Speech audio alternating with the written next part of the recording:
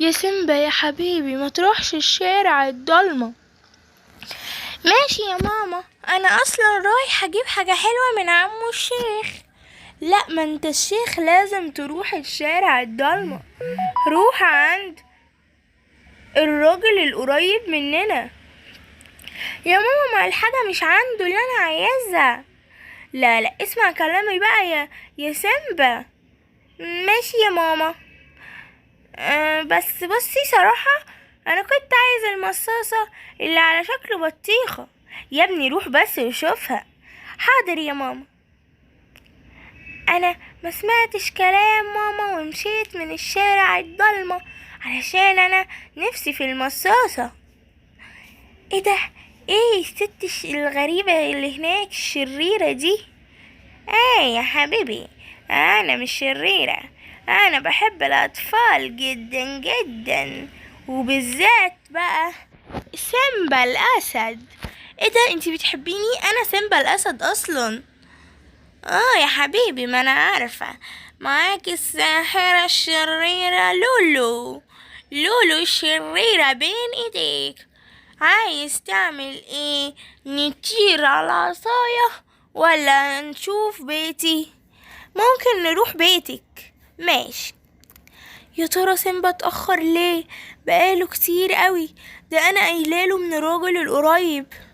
لو تعرفوا فين سيمبا يا احبابي قولولي، عشان انا قلقانة جدا جدا عليه.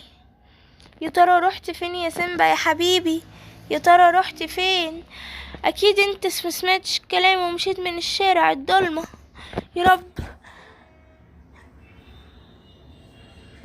قولولي يا اصحابي في الكومنتات فين سيمبا. يلا بقى، ساعدوني ساعدوني بقى، وحطوا لايك واشتراك وفعلوا الجرس عشان تشوفوا كل جديد.